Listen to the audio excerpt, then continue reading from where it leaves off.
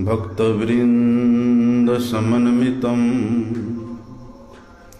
श्रीचैतन्य प्रभुं वन्दे नित्यानंद सहोदितं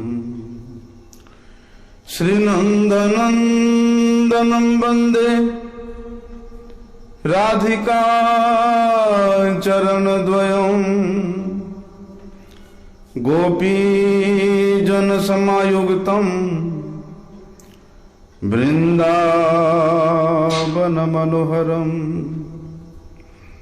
गुरवे गौरचन्द्राय राधिकाय तदालये कृष्णाय कृष्णभक्ताय तद्भगताय नमो नमः। गुरु वैष्णव भगवान तिनेर स्मरण होए विघ्न विनाशन।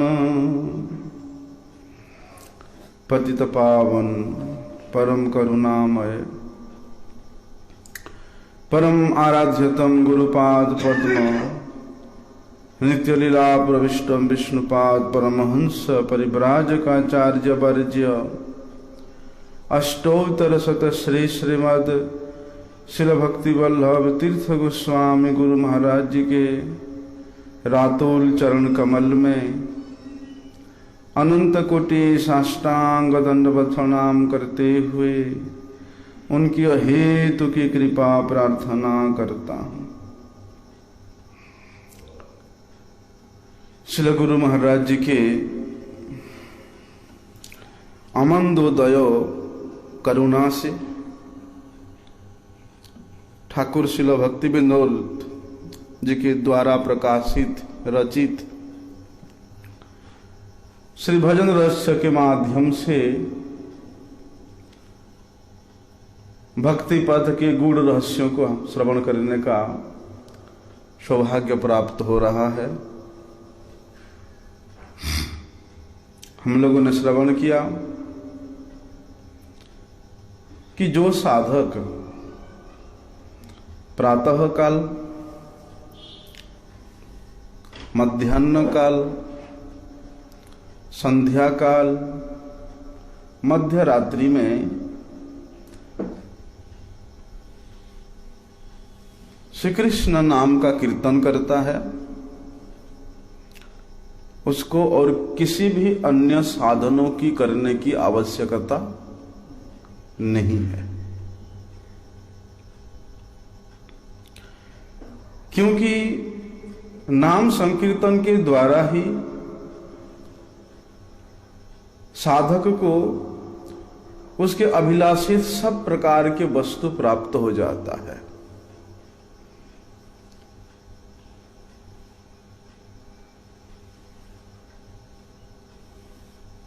भक्त साधक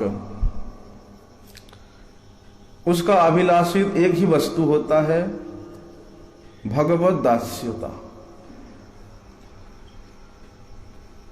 भगवत दास्यता में स्थित होकर के वे भगवत सेवा रूप आनंद का अनुभव करता रहे।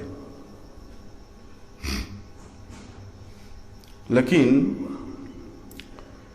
कुछ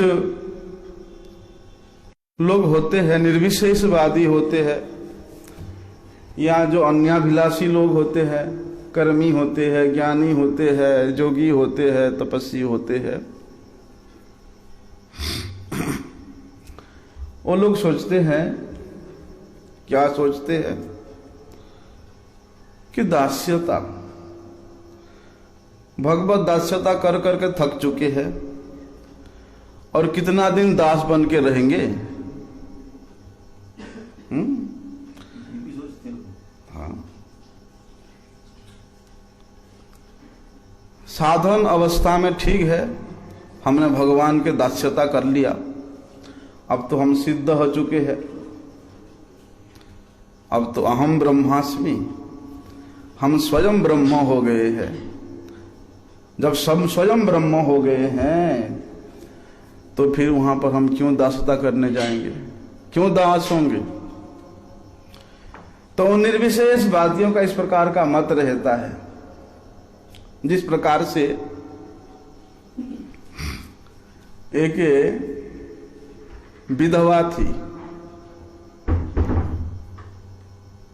उसका एक ही लड़का था, गरीब थी बेचारी, लेकिन उसकी बड़ी इच्छा होती थी कि मैं अपने बेटा को पढ़ा लिखा करके बड़ा बनाऊं। और उस बेटा को पढ़ाने का लक्ष्य लेकर के उसने खूब परिश्रम किया। एक अच्छे स्कूल में उसका एडमिशन भी कराया। घर में पढ़ाने के लिए एक ट्यूशन टीचर भी रख लिया ताकि मेरा बच्चा पढ़े अच्छा करके।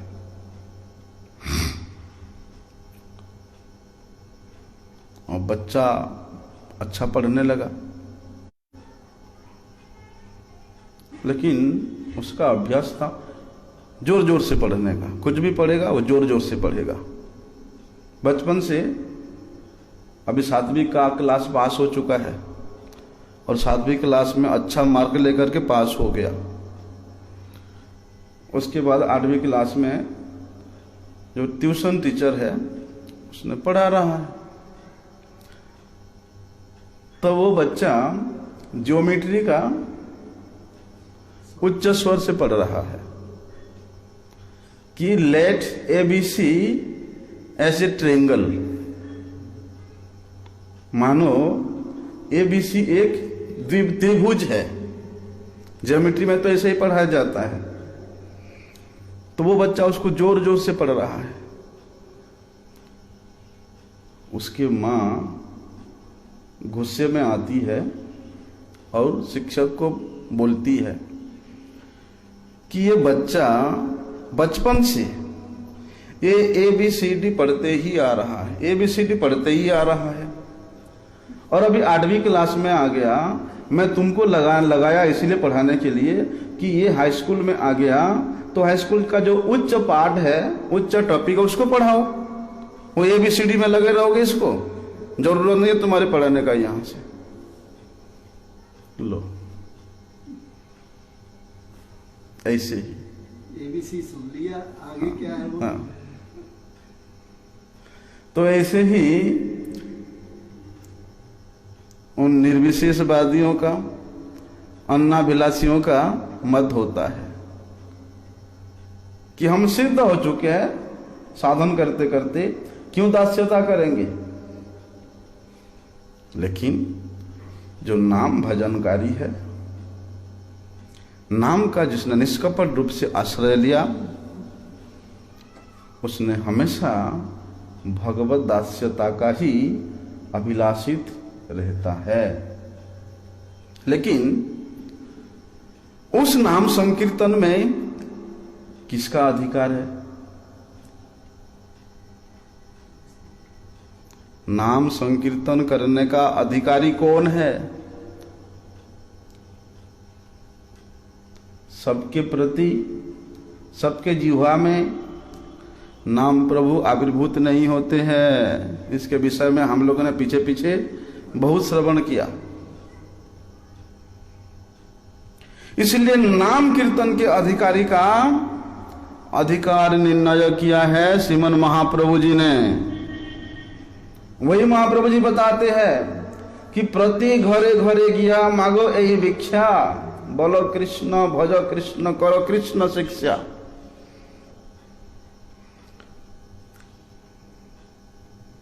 बोलते हैं कृष्ण के शिक्षा को ग्रहण करो। केवल कृष्ण बोलने से नहीं होगा, शिक्षित होकर के कृष्ण बोलना पड़ेगा। यही शिक्षित होना ही अधिकार है। इसलिए श्रीमन महाप्रभु जी बताते क्या अधिकार है वो कि तृणादपि सुनिचेन तरोरपि सहिष्णुना अमानिन मानदेन कीर्तनीय सदा हरि। ये है अधिकार निर्णय। तृण से भी नीच होना पड़ेगा। नीच नहीं बोला, सो नीच।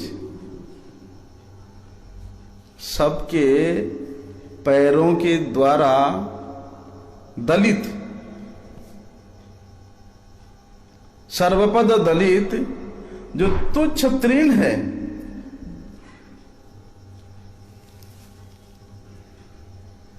जय गुरुदेव, जय गुरुदेव।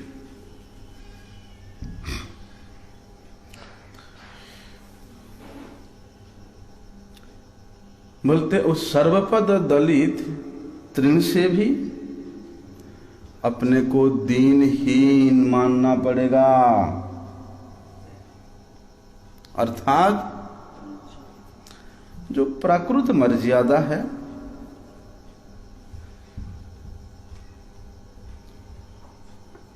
क्या मर्यादा है? जैसे तृण, तृण के ऊपर अगर कोई अपना पैर रखता है तो वो बेचारा सिर झुका देता है, नीचा हो जाता है। ये उसका स्वाभाविक गुण है, ये उसका प्राकृतिक गुण है। बोलते उसी प्रकार, जिस प्रकार से जो फलदार वृक्ष होते हैं वो अपने आप झुक जाते हैं, जो गुणी होते हैं वे अपने आप हमेशा झुका रहते हैं। जो जितना गुणवान होता है वो उतना ही अपने आप को पतित समझता है। ऐसा इसलिए तरोरपि सहिष्णुना, वृक्ष से भी अधिक सहनशील बनना। आपने भी सुनीत शब्द बोला था, सुनीत होना पड़ेगा। नीच और सुनीत वो क्या है? सुनीच तृण, तृण के ऊपर जब पैर रखते हैं, पैर उठाने के बाद उसने फिर अपना सिर उठा लेता है।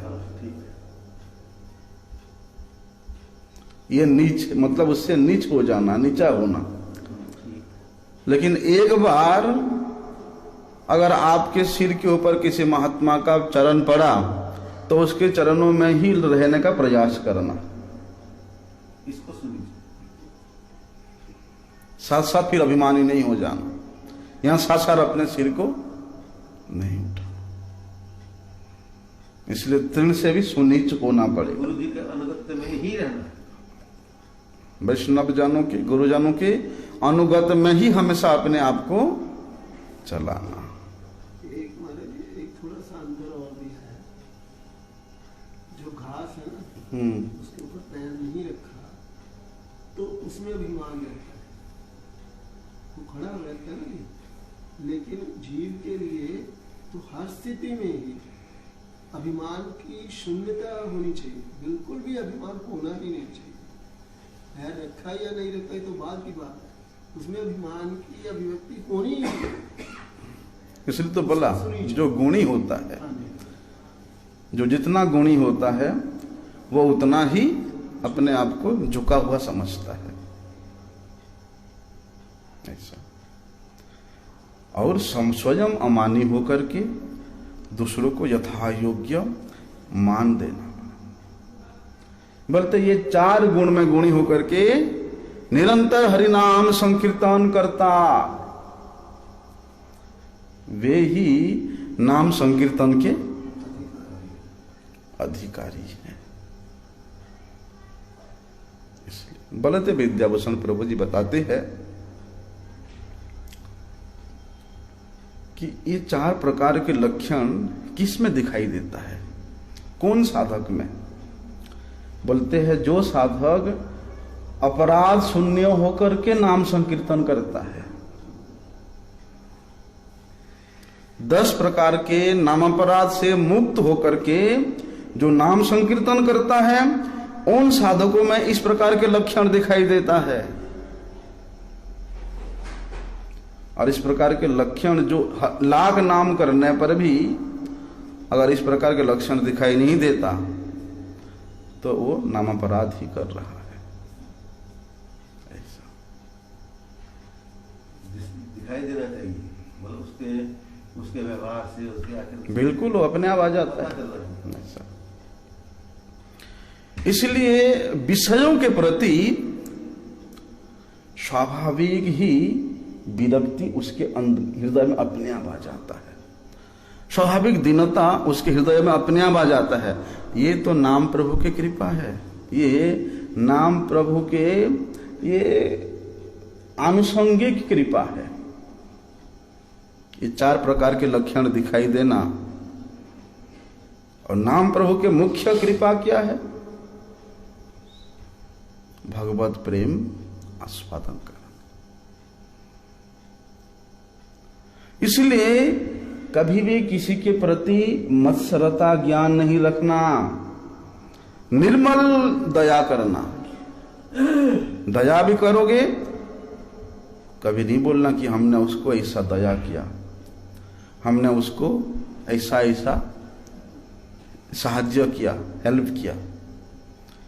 अगर इस प्रकार का सोचोगे तो वहां मत्सरता आ जाएगा। और जितना हमारे हृदय में जड़ीय अभिमान रहता है, जड़ीय अभिमान मतलब मिथ्या अभिमान रहता है, हमारे हृदय उतना ही मलिन होता है। इसलिए हृदय को निर्मल करने का एक तरीका है कि मिथ्या अभिमान से हमेशा अपने आप को दूर कर लो। सबसे बड़ा मिथ्या अभिमान क्या है? कि ये शरीर को मैं समझना और शरीर संबंधी वस्तुओं को मेरा समझना। तो ये दोनों के बीच में फंसे रहोगे तो आप अपने हृदय को कभी निर्मल नहीं कर सकते हो। तब आप कभी किसी को यथा योग्य सम्मान नहीं दे सकते हो, क्योंकि वहां मैं और मेरा वाली बात आ जाता है। वहां थोड़ा सा भी अगर आपके स्वार्थ पे किसी ने आघात करता है तो वहां आपको मत्सरता आती है, क्रोध आती है। इसलिए जो नाम साधक है उसके हृदय में तो उस अपराकृत चिन्मय रस, उस अपराकृत चिन्मय रस के जो मूर्तिमान विग्रह स्वरूप भगवान के नाम है, हरि नाम है, वो जब साधक के हृदय में आविर्भूत हो जाता है तो उसके हृदय में सब प्रकार के अनर्थ दूरीभूत होकर के वहां भाव प्रकट होता है, भाव का उद्गार होता है। तब ऐसी अवस्था में वे साधक सोचता है, आहा, देखो मैं श्री कृष्ण का नित्य दास हूं, लेकिन मेरा ऐसा दुर्भाग्य है कि मैं ये जो वस्तु मेरे प्रयोजन नहीं है उन शरीर संबंधी वस्तुओं को लेकर के मैं घिरा रहता हूं। आए आए श्री कृष्ण से जब से मैं विमुख हो गया तभी से मेरा ऐसी दुर्दशा हुई है कि मैं बार बार जन्म ले रहा हूं और बार बार मृत्यु को प्राप्त हो रहा हूं, और ये त्रिताप से बार बार मैं दग्धीभूत हो रहा हूं। लेकिन अब गुरु वैष्णवों की कृपा से मुझे ये समझ में आ गया कि भगवान के भक्ति के साधन के द्वारा ही मेरा वो विमुखता दूर हो सकती है। गुरु वैष्णव की कृपा से ही भगवत चरणों के प्रति मेरा उन्मुखता आ सकती है।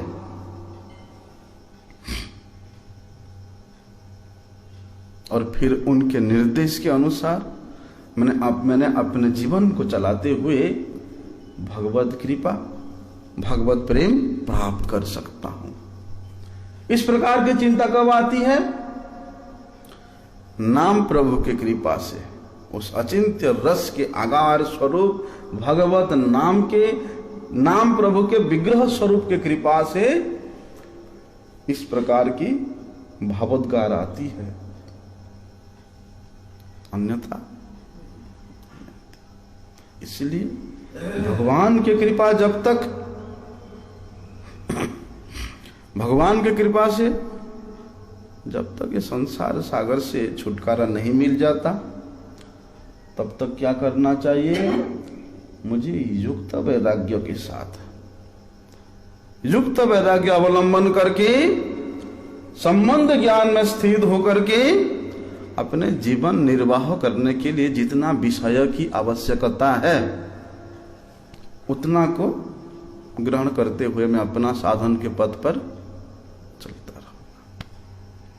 मरकट वैराग्य नहीं, युक्त वैराग्य होकर के शरीर चलाने के लिए जितना चाहिए उतना विषय को ग्रहण करते हुए मैं अपने साधन के पथ से अग्रसर होता ही रहूंगा।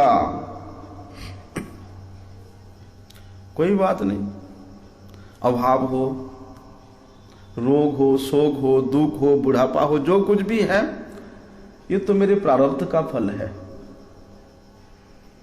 यहां कुछ प्राप्ति हो, अच्छा स्वास्थ्य मिले, बल मिले, विद्या मिले, उन्नत सुख मिले, वो भी मेरा प्रारब्ध के ही कारण है।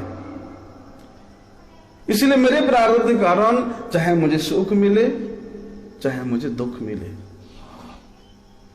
बोलते मैं उसको अवश्य भोग करूंगा, उसको भोगते रहूंगा।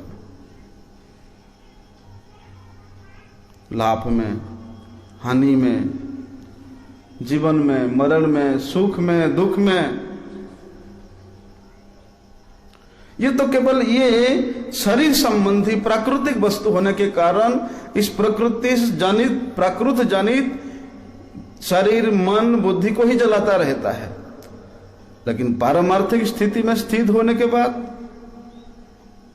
ये लाभ, हानि, सुख, दुख से कोई लेना देना नहीं रह जाता है। इसलिए जड़ विषयों के प्रति जो कि मुझे जड़ता प्रदान करते हैं, ऐसे जड़ विषयों के प्रति आसक्त होने की मेरा कोई आवश्यकता नहीं है। आसक्त नहीं होना, उसमें ममता नहीं रखना, स्नेह नहीं रखना, लेकिन जितना शरीर चलाने के लिए आवश्यक है युक्त वैराग्य का अवलंबन करते हुए उसको, विषय को ग्रहण करना। बोलते इस प्रकार विचार करते हुए अपने प्रारब्ध के कारण जो भी सुख दुख मिलता है उसको भोग करते हुए अगर साधक भगवान को पुकारता है कि हे कृष्ण, हे प्राणनाथ, हे गौर सुंदर, प्रभु कब मुझे आपकी शुद्ध सेवा प्राप्त होगी, कब मैं आपके शुद्ध नाम अपने जिह्वा में उच्चारित कर पाऊंगा, मुझ दिन हन पर कब आपकी कृपा होगी, हे नाथ कब आप मुझे अंगीकार करेंगे। बोलते इस प्रकार नाम प्रभु के चरण में क्रंदन करते हुए परम भाव के साथ भगवान को पुकारना चाहिए और अपने जीवन यापन को आगे बढ़ाना चाहिए। इसलिए तृण घास है, यद्यपि वे जड़ वस्तु है,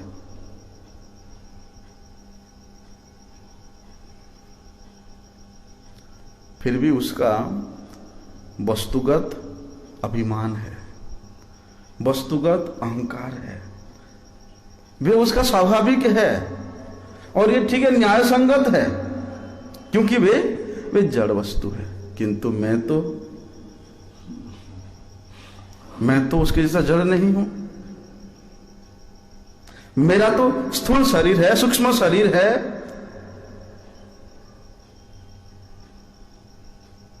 तो मैं उस तृण जैसा स्वभाव को अपने ऊपर क्यों लूं? यद्यपि तृण उसमें दीनता है, लेकिन उसमें खड़े होना उसका स्वाभाविक अहंकार है। इसलिए जब मैं अपने स्वरूप को, अपने संबंध को जान लिया हूं, कि मैं कृष्ण का दास हूं, तो दास क्या करता है? हमेशा दीनहीन भाव से रहता है। किसके पास रहता है? गुरु वैष्णवों के पास, अन्य विलासियों के पास नहीं कि वो लोग कुछ भी करे और हम ऐसे करके बैठे रहेंगे। उन निरीश्वरवादियों के पास नहीं, उन मायावादियों के पास नहीं, उन अभक्तों के पास नहीं। वहां तो हम सिंह है, शेर है, लेकिन गुरु वैष्णवों के पास हमेशा। इसलिए तृण का अभिमान करना वास्तविक है, परंतु मेरा उसके जैसा जड़ाभिमान करना ये अवास्तविक है। इसलिए मुझे तृण से भी क्या होना है? सोनीच होना है। तरोड़पि सहिष्णुना, मतलब है कि वृक्ष इतने सहनशील होते हैं कि वे अपने को काटने वाले को भी क्या देते हैं? सुशीतल छाया देते हैं, सुमधुर फल देते हैं, उसका उपकार करना कभी नहीं भूलते। लेकिन हमारे ठाकुर के जो दास है, हमारे ठाकुर के जो भक्त है, वे तो उन वृक्षों से भी अधिक दयालु होते हैं। ना शत्रु का विचार करते हैं, ना मित्र का विचार करते हैं, वे तो सबका उपकार करते हैं। कई बार पेड़ में पत्थर मारेंगे ना, तो वही पेड़ में मारा हुआ पत्थर अगर उसके किसी मजबूत डाली पे लगता है, वही पत्थर वापिस आकर तुम्हारे सिर को फोड़ देगा। मेरा तो 2-3 बार फूटा था। बचपन में हम आम तोड़ने जाते थे, पत्थर मार के तोड़ते थे। इतने बड़े बड़े पेड़, उसमें चढ़ने का कोई सामर्थ्य नहीं रहता। यहाँ जब आम पका हुआ होता ना, तो एक लाल लाल चींटी होती है, उस पेड़ में चढ़ना बड़ा मुश्किल है। तो हम लोग क्या करते थे, स्कूल से वापस आते हुए अपने बैग में पत्थर भर के लाते थे, क्योंकि जहाँ आम का पेड़ है वहाँ तो वो बालू वाला जमीन है, वहाँ पत्थर नहीं होता है। तो रोड किनारे किनारे पत्थर होता, उसको उठा के लाते थे बैग में, बैग रखते थे, अपनी पढ़ाई का बैग को पत्थर मार मार के आम तोड़ते थे। मेरे से तो 2-3 बार फूटा था पत्थर से। लेकिन कृष्ण भक्त ऐसा नहीं, कभी उसके ऊपर प्रतिशोध का भावना नहीं रखते। इसलिए ना शत्रु का विचार करते हैं, ना मित्र का विचार करते, वे तो सबका उपकार करते हैं। क्योंकि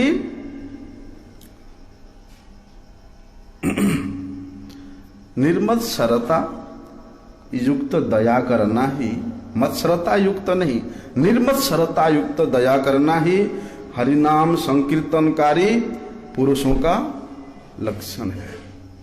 उनकी दया में, उनके उपकार में किसी भी प्रकार का मत्सरता नहीं होता है,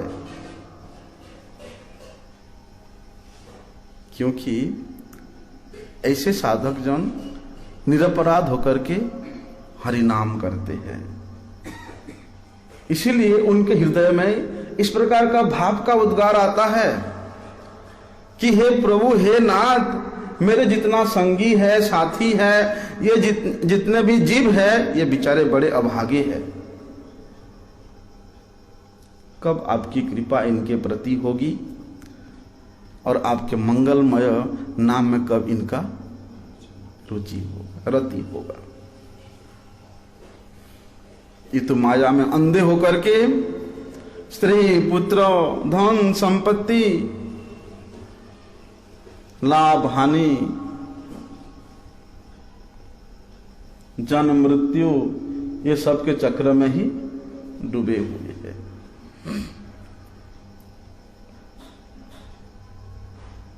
उद्देश्य क्या है कि सबको उपकार करना है।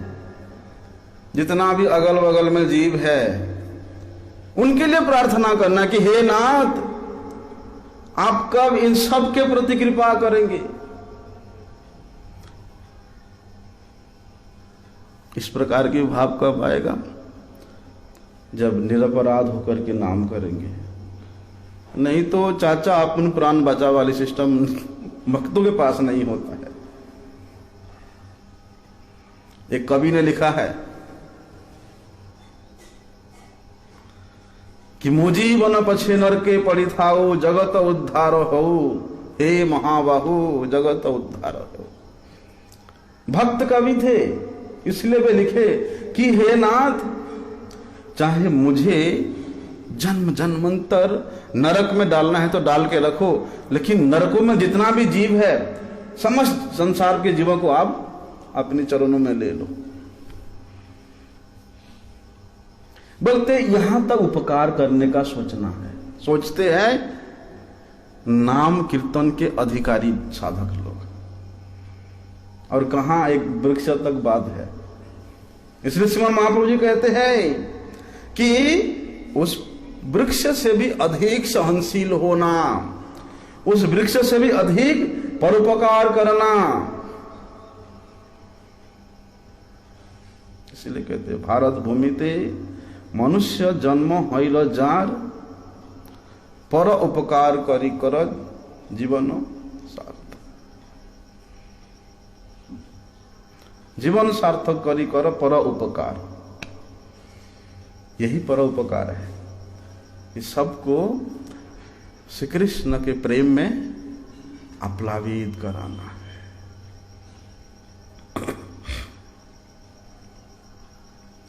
क्योंकि जितना भी अनर्थ युक्त जड़ विषय है, उन अनर्थ युक्त जड़ विषयों से जब तक हम विरक्त नहीं होंगे, तब तो अर्थ युक्त चिन्मय विषय में हमारा रति नहीं हो सकता है। जब तक भोग वासनाओं की उस रज्जु में आबद्ध रहेंगे, तब तक भगवत प्रेम की सूत्रधार में अपने आप को कभी भी नहीं बांध पाएंगे। लेकिन हे नाथ, इस संसार के लोग तो इस जड़ विषय में मदांध होकर के लौकिक और स्वर्ग के सुख भोग करने के लिए कर्मफल की आशा में या ज्ञान फल की आशा में हमेशा पड़े रहते हैं। इसलिए हे नाथ, उन कर्मियों को भी, उन ज्ञानियों को भी आप कब कृपा करेंगे? कब उनको, देखो भक्त का कितना क्या बताएं। शुद्ध नाम कर रहा है, बिना मतलब अपराध की करता है, उसके मन में ये भाव पैदा होता है। यही भाव पैदा होता है कि वे लोग कब अपने आत्म स्वरूप का दर्शन कर पाएंगे। ये तो आप पैमाना दे रहे हैं, पैमाना दे रहे हैं ना। हाँ। जो वो जो लक्षित होना चाहिए, दूसरे का भला चाहता है, ऐसा भला समय में उसको उसका भजन ठीक हो, उसके जीवन में आएगा भजन। इसलिए वहां कहते हैं कि हे प्रभु, ये लोग जो कि विषय के मत में बंद हो रहे हैं, ये लोग कब अपने आत्म स्वरूप का दर्शन करेंगे? अपने आत्म स्वरूप में कैसे उनका रुचि उत्पन्न होगा? ऐसा कहते कहते वे साधक जो निरपराध होकर के नाम करता है, वे उच्च स्वर से क्या गाता है? हरे नाम हरे नाम हरे नामैव केवलम कलो नास्त्यैव नास्त्यैव नास्त्यैव गतिरन्यथा। कि ये जगत के जीवों सुनो, इस कलियुग में हरि का नाम, केवल मात्र हरि का नाम, एकमात्र हरि का नाम ही गति है। इसके अतिरिक्त दूसरा कोई गति नहीं है। इसको तुम सब निश्चित रूप से जानो।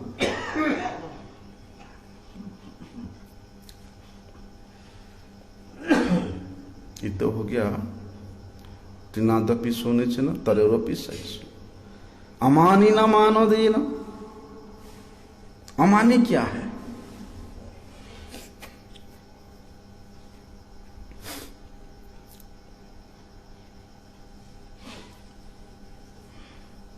जो मायाबद्ध जीव है वे लोग अपने स्थूल और सूक्ष्म शरीर संबंधी जो भोगैश्वर्य है, भोग के ऐश्वर्य, योग के ऐश्वर्य, धन वैभव, रूप जाति या बल प्रतिष्ठा, उसके अधिकार से, उसके प्राप्त होने से जो अहंकार उत्पन्न होता है, तो जड़ीय वस्तुओं को प्राप्त होने के बाद, जड़ीय भोग विलास को प्राप्त होने के बाद जो अभिमान उत्पन्न होता है, ये सारे अभिमान बोलते स्वरूप के विरोधी है। कौन सी स्वरूप? अपने स्वयं के स्वरूप, आत्म स्वरूप के विरोधी है, झूठे हैं। इसलिए इन झूठे अहंकारों से, इन झूठे अभिमानों से दूर रहना, रहित रहना ही क्या है? मिथ्या अभिमान से शून्यता को होना। और जो कीर्तनकारी है, जो हरिनाम का आश्रय लेने वाला साधक है, उसके हृदय में तो रति मात्र भी इस प्रकार के मिथ्या अभिमान नहीं रहता है कि मैं ब्राह्मण हूं, मैं सन्यासी हूं, मैं क्षत्रिय हूं, मैं राजा हूं, मैं अमुक हूं, मैं ढिमुक हूं, मेरे पास ये है, मेरे पास वो है। तो ये सब प्रकार के जो मिथ्या अभिमान है उस साधक के हृदय को नहीं छू सकता, जो निरपराध होकर के नाम प्रभु का आश्रय लिया है। इसलिए बोलते इस प्रकार के अहंकारों से रहित जो व्यक्ति है, समस्त प्रकार के सहनशीलता के गुणों से जो अलंकृत है, वे व्यक्ति नाम संकीर्तन करने के वास्तविक अधिकारी है।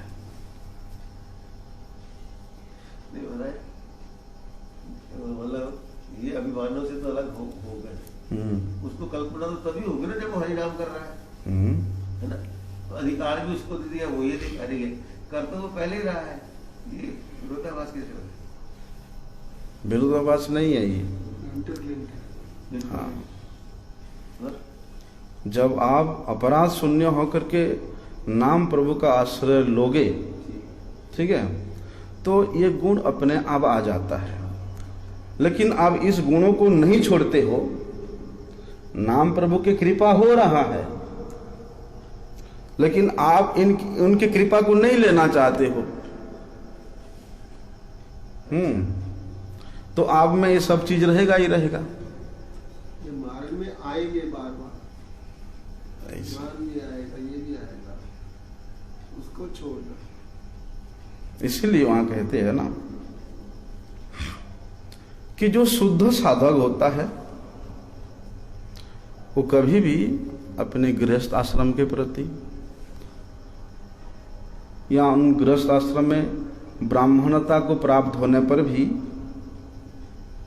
या त्यागी है तो उसके त्यागता को, सन्यासी है तो उसके सन्यास को, वैरागी है तो उसके वैराग्यता को लेकर के अगर अभिमान करता है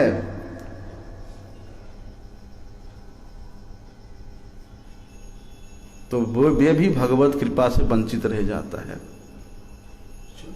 क्योंकि उसका आत्मशुद्धि नहीं हुआ। उसने अपने आत्म तत्व प्रतिष्ठित नहीं हुआ। चाहे कितने बड़े भी विद्वान हो, कितने बड़े भी उच्च ब्राह्मणों के कुल से उत्पन्न क्यों ना हो, वो कितने बड़े सन्यासी भी क्यों ना हो, अगर मैं मेरा भाव रखता है तो वो अपने आत्मा को शुद्धि नहीं किया, अभी तक अपने भूत शुद्धि नहीं किया है।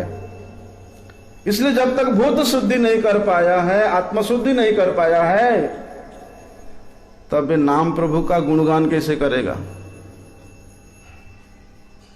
इसलिए साधक को, पूजक को सबसे पहले आत्मशुद्धि करना पड़ता है कि ना हम विप्रो न च नरपति वैश्यो न शूद्रो, ना हम वर्णी न च गृहपति मनस्तयतिरिवा, किंतु प्रद्यो निखिल परमानंद पुण्यमृताब्धे गोपी भर्तृहु पद कमलयो दास अनुदासानुदास। यही है हमारा आत्मशुद्धि, यही हमारा भूत शुद्धि। इसलिए जब तक उस शुद्धता को प्राप्त नहीं किया है तो वे भी नाम संकीर्तन करने के अधिकारी नहीं है। अगर उसमें आपका अभिमान है कि मैं राजा हूं, मैं प्रजा हूं, मैं ब्राह्मण हूं, मैं क्षत्रिय हूं, मैं सन्यासी हूं, मैं ब्रह्मचारी हूं, मैं अमुक हूं, मैं ढिमुक हूं, अगर इस प्रकार का उसके अंदर में अभिमान रहता है तो वे भी नाम प्रभु के चरणों का आश्रय नहीं लिया है। ऐसे नहीं बोले श्रीमन महाप्रभु जी ने कि करो कृष्ण शिक्षा, कि उसको उस शिक्षा को अवगत कराओ, उसको उस शिक्षा में अवगत करा के उसी साधना के पथ पर चलाओ, तब जाके उसके मुख से कृष्ण नाम उच्चारित होगा। अमानि न मानो देनो, सबको यथा योग्य मान देना। इस संकीर्तनकारी का यह भी चौथा लक्षण है, क्योंकि उत्तम हैया अपना के माने त्रिनाधम, क्या है उसके बाद?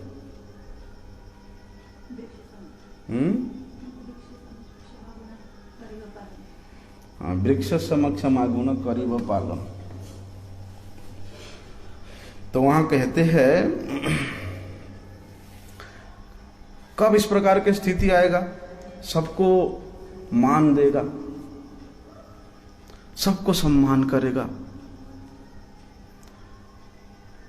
जब वे साधक सब जगह में श्री कृष्ण का दर्शन करेगा, या सबको श्री कृष्ण के दास के रूप में देखेगा, तो फिर वहां पर सबको मान देने का, सम्मान देने का इच्छा होगा। इसलिए जीव मात्र को कृष्णदास समझ करके किसी से भी द्वेष मत करना, कृष्णदास समझ करके किसी से प्रतिहिंसा की भावना नहीं रखना। कौन कर सकता है? केवल मात्र निरपराधी नाम संकीर्तनकारी साधक। क्या करते हैं वे? अपनी सुमधुर वचनों के द्वारा और अपने आचरण के द्वारा। किस प्रकार का आचरण? ऐसा आचरण करते जिससे सबका मंगल हो जाता है। उनका आचरण ही जगत को मंगल कर देता है। तो अपनी मधुर वचनों के द्वारा, अपने आचरणों के द्वारा वे सबको संतुष्ट करते हैं, सबको संतुष्ट रखते हैं। इस जगत में वे अधिकारी ब्राह्मण हो या जो भी योग्यता संपन्न मनुष्य हो, चाहे ब्रह्मा रुद्र देवता हो, सबको वे नम्रता पूर्वक यथा योग्य सम्मान देते हैं। कई बार लोग क्या करते हैं, अरे हम तो सब तत्व से श्रेष्ठ तत्व के दास हैं, उनके भक्त हैं, सब तत्व श्रेष्ठ तत्व से कृष्ण है, हमने तो यही सुना गुरु वैष्णव के मुख से, और उनके जितना देव देवी सब उनके नीचे वाले हैं।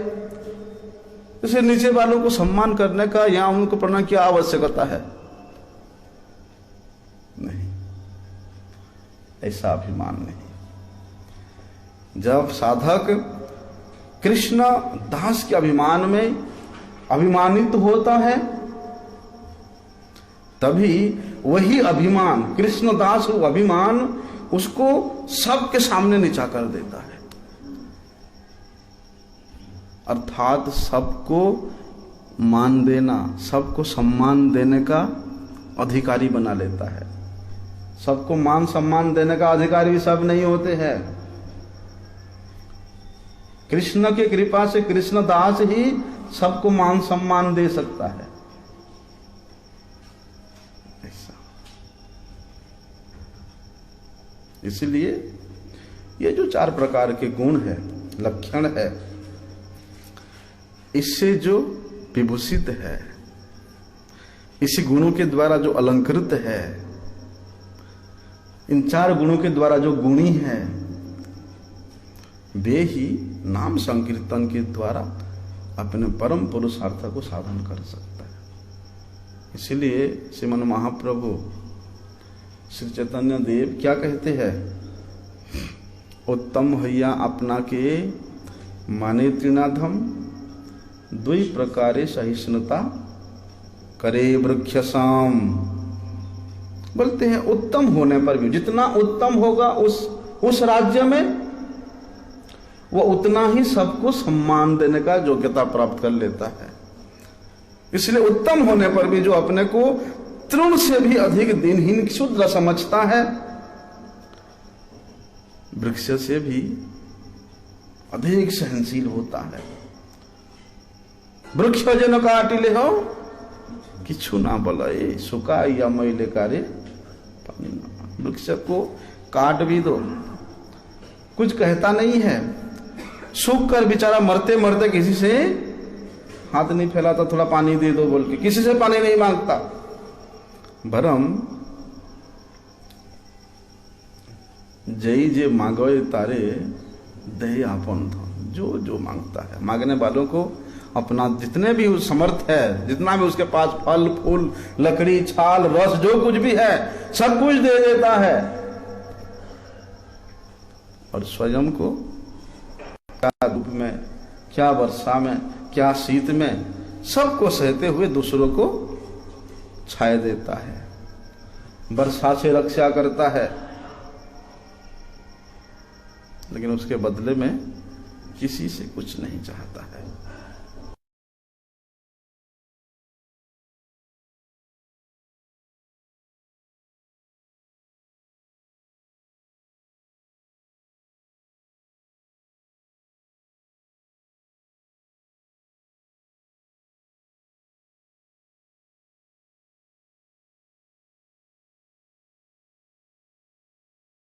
बोलते हैं उत्तम हैया वैष्णव हवे निरभिमान, जीवे सम्मान दिवे जाने कृष्ण अधिष्ठान।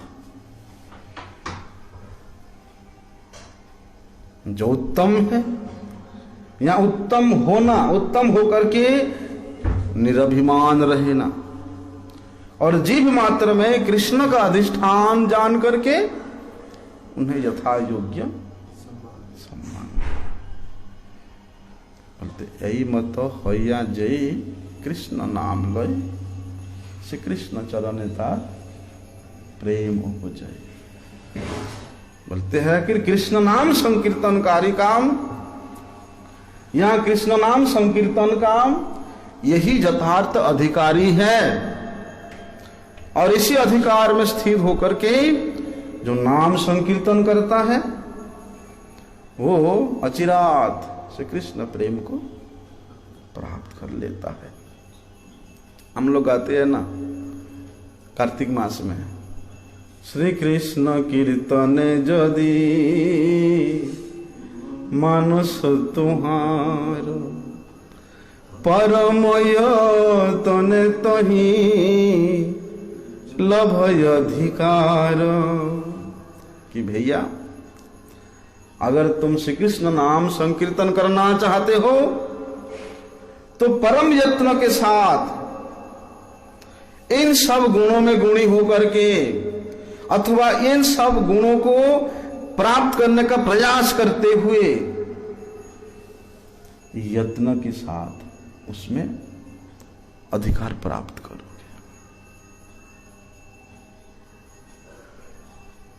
जितने भी अहंकार है, शरीर की अहंकार, धन की अहंकार, बल की अहंकार, कुल की अहंकार, विद्या की अहंकार, ये समस्त जड़ी अहंकार को छोड़ करके अपने को तीन धिक दिन हीन अकिंचन छार, अपने मानवी सदा छाड़ी अहंकार, दीनहीन अपने आप को क्षुद्र समझो, वृक्ष के समान सहनशील बनो, वृक्ष के समान क्षमा गुण को अपनाओ और प्रतिहिंसा त्याजी अन्य, प्रतिहिंसा त्याग छोड़ करके सबका पालन करो, सबका पोषण करो। किस प्रकार से पालन पोषण होगा? खाना पीना दे करके, वस्त्र दे करके,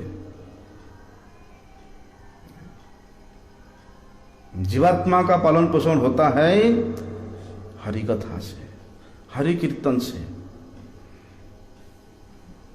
इसलिए तो श्रीमन महाप्रभु जी यही उपकार करने को बोलते हैं कि प्रत्येक घर घर में जाकर के पूछो, प्रत्येक द्वार द्वार में जाकर के पूछो और वहां इस प्रकार के अभाव को अनुभव करके उनका पोषण करो। अर्थात उनको किस प्रकार से पोषण करना? खिचड़ी बांट करके ना, कंबल बांट करके नहीं।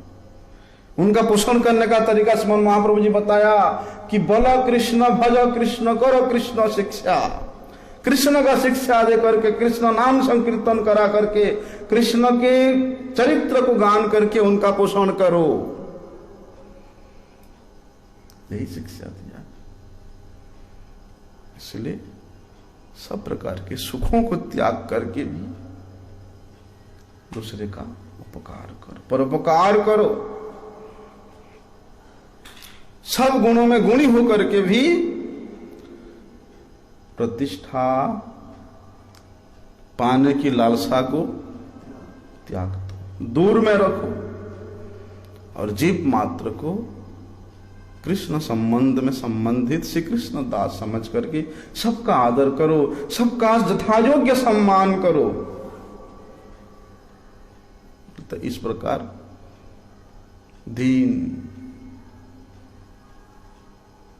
दीनता, दया, मान और प्रतिष्ठा को वर्जन करके, चारों गुणों में गुणी होकर के, चारों गुणों में भूषित होकर के, चारि गुणे गुणी होई करो कीर्तन, श्री कृष्ण कीर्तन करो। यही है नाम संकीर्तन करने का, नाम संकीर्तन में अधिकार प्राप्त करने का विचार। आगे का विषय कल श्रवण करें। वंशा कल्पतरुर्यश्च कृपा सिंधुभ्यैव च पतितानां पावनेभ्यो वैष्णवेभ्यो नमो नमः। हरे कृष्ण